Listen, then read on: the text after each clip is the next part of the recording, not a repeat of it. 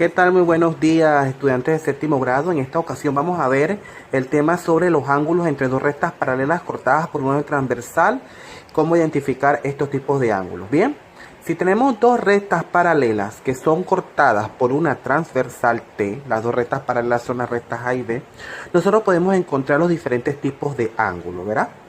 Vamos a ver el primero, los ángulos internos. Los ángulos internos son aquellos ángulos que están por dentro de las rectas paralelas. En otras palabras, los ángulos que están por dentro serían, estas son las dos paralelas, los que están por dentro serían 3, 4, 5 y 6. Entonces yo acá, si me preguntan ángulos internos, yo pongo ángulo 3, ángulo 4, ángulo 5, ángulo 6. Este es el símbolo de ángulo, ¿verdad?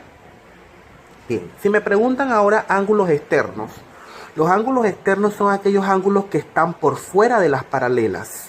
Si estas son las paralelas, las que están por fuera serían el 1, el 2, el 7 y el 8. Así que yo colocaré aquí ángulo 1, ángulo 2, ángulo 7 y el ángulo 8, que son los ángulos externos.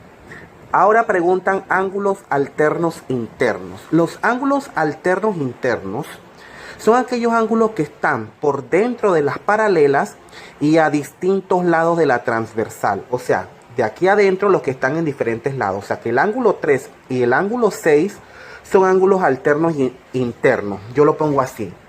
El ángulo 3 es correspondiente con es congruente con el ángulo 6. ¿Sí? Y el ángulo 5 con el ángulo 4.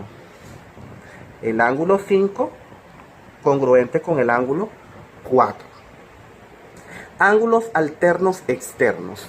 Los ángulos alternos externos son aquellos que están por fuera de las paralelas, pero a distintos lados de las transversales. Es decir, que el 1 con el 8 son alternos externos.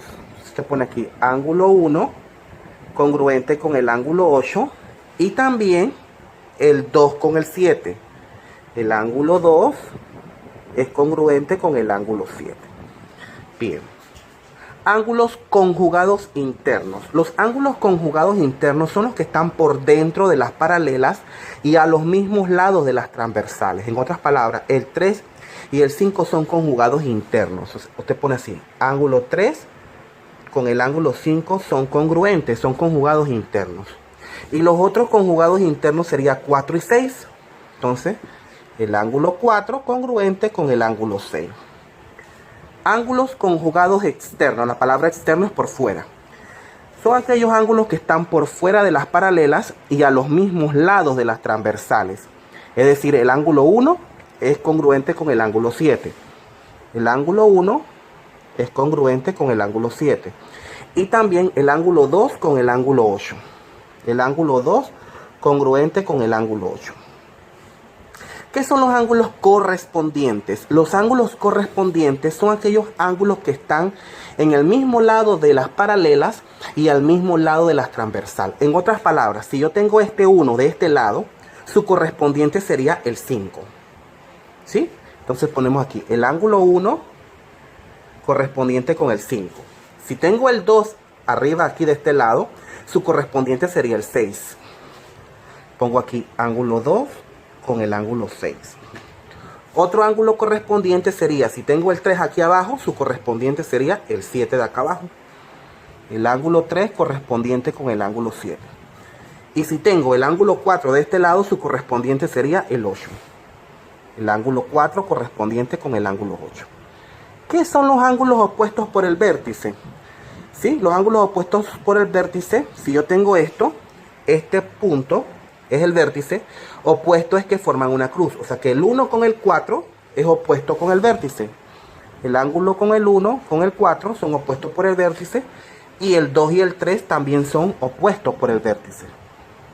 ¿Sí? Y aquí abajo, si este es el vértice, los ángulos opuestos serían 5 y 8.